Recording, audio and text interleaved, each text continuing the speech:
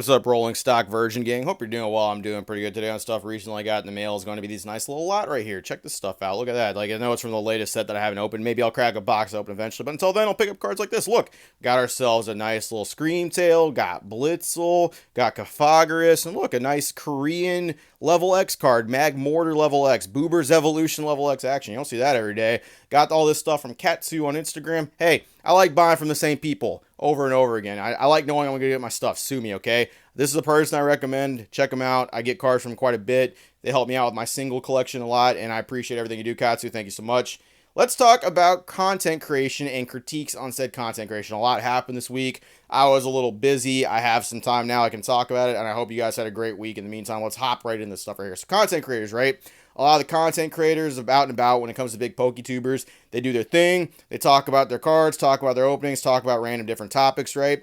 A lot of them have started doing something relatively recently that's very similar. Now, PokeRev, I'm pretty sure, set the standard for this right here, but a lot of PokeTubers have started putting out mystery packs. These little mystery packs right here. We'll use a PokeRev pack, for example, right here. So the premise of this is you get 5 Sword and Shield, Scarlet Violet, some kind of modern pack, right? Something that you can still pick up for $3 to $4.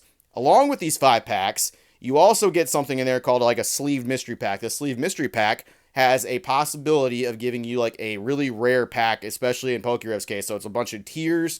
You got green, red, think silver, and then gold. Gold being the highest tier, and that's going to get you actual WotC packs if you actually pull one of those. Now, the problem is the chances of you pulling that are very slim. It's like 1 in 25, which would come down to like about like 4-ish%, right? If you're just looking at that individual statistic by itself and say the rest of them are green. Problem with that statistic is it doesn't work because there's also red, silver, and other things in there as well when it comes to that 25, right? But a lot of PokeTubers have been emulating this stuff, right? So, of course, we got PokeVault that started doing that stuff too. PokeDean, PokeChloe has some. Danny Phantom has his own mystery pack. And then ShinyVert recently started doing some as well. These are all just mystery packs that a bunch of PokeTubers are putting out, following this little stigma right here that PokeRev has started. Everyone's kind of got them. There's nothing really wrong with putting out this pack essentially right there. But there's some people that do not like this right here because essentially what you're doing is you are gambling for the chance of getting a higher rarity pack, and that's going to be where you get your money because realistically, if you get like the lowest tier, which would just give you another Sword and Shield Scarlet Violet pack,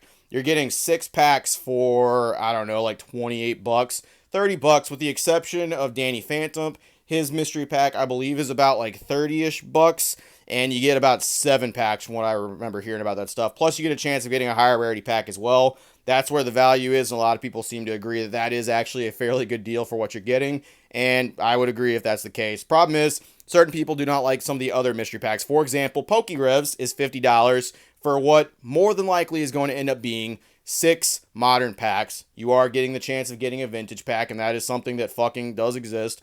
But it cannot be denied. You're probably going to get 6 packs for $50. That is not a good deal. Enter Twice Baked Jake into this because there are some people that do not like that this stuff went on. He made a critique video and he bat kicked PokeRev in the fucking chest. He swooped in.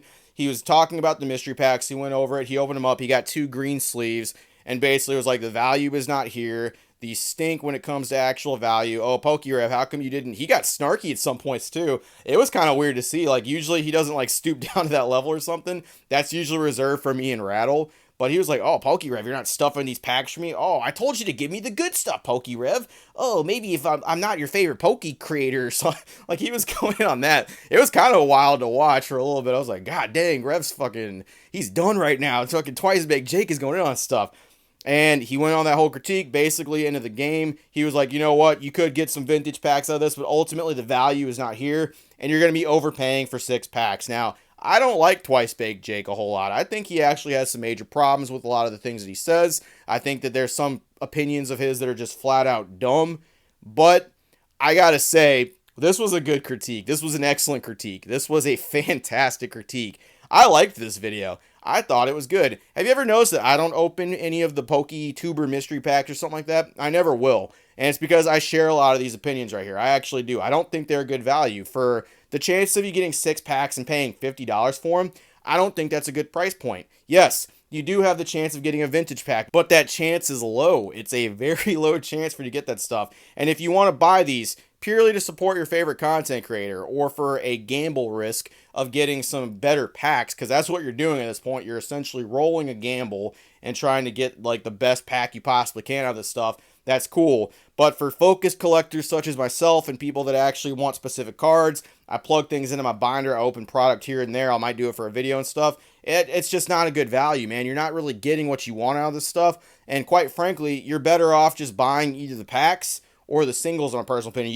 You could buy like 10 of these and get nothing. You could get literally $500 worth of these and end up with Sword and Shield packs across the board, man. You would have just blew a ton of money. But that's the gamble. That's the game. And what I like about this critique is that is essentially what Twice Baked Jake says. He never denies the fact that you can get vintage packs out of stuff because PokeRev does pack them with it. It is something I've seen people open and get these several times. It's just the value's not there 9 times out of 10. He keeps it at that. He keeps it at if you want to buy these to support the creator, that's cool.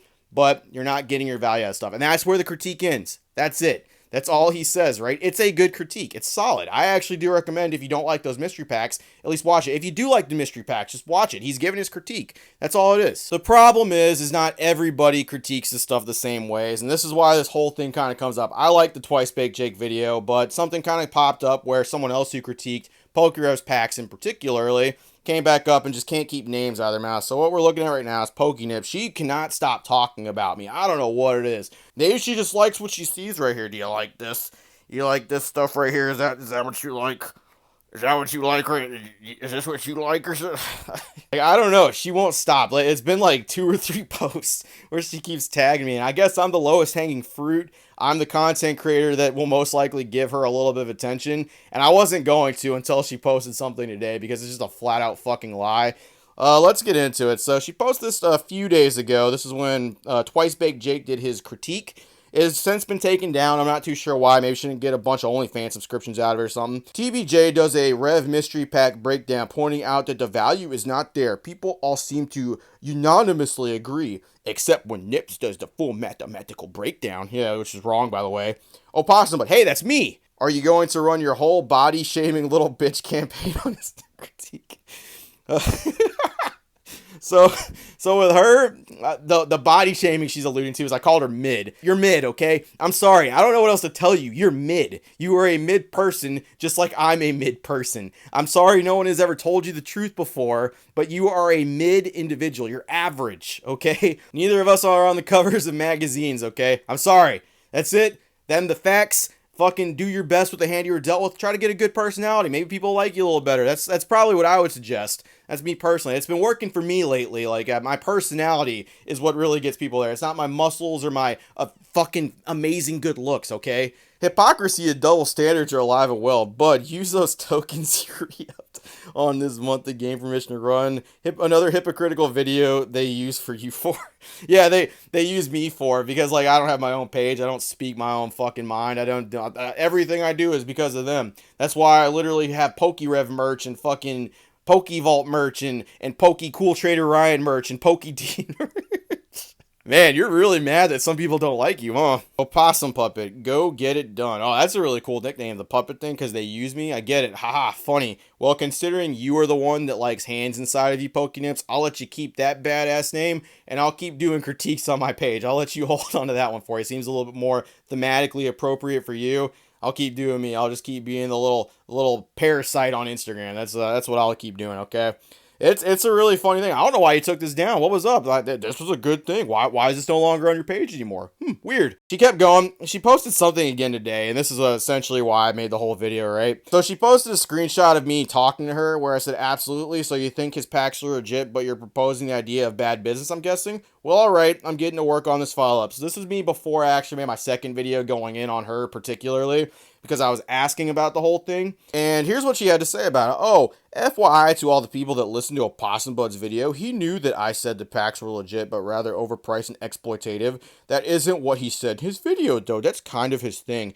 Pick and choose what he wants in order to stir up drama. Fortunately, this one worked out to be mutually beneficial. He made me money, and I gave him one of his highest watched videos ever. Why didn't he show our full convo? It wouldn't have caused the same amount of drama. Oh, okay, I'll show you the full actual conversation since you want to be like that. So that's it right there. See, absolutely, blah, blah, blah, blah, blah. She never responded to it. She never said anything back at all. And it was up for like almost like 10 hours. She didn't say a fucking word the entire time. You know why I pressed ahead with the video after that? Because her next thing is like, nice, you didn't need to call me a bitch in the fucking video. Yeah, I mean, I did. I sure enough did, and I'm gonna stand by it. I mean, I'm sorry. I don't think everybody's a bitch. I think you're a bitch. You personally, you. And that's the whole thing about criticism. You, the person. I pressed ahead with the video because I saw this. I saw you post this right here. Pokemon doesn't. But what makes you think they're legit? Rev used them as props and didn't crack a single one. This is referring to PokeyRev posting up those fossil booster boxes he had, by the way, that nice little post he had. It supposedly was going to show us how they are going into mystery packs. 12 BBs, a first edition fossil. How many packs is he making? 1,000,000?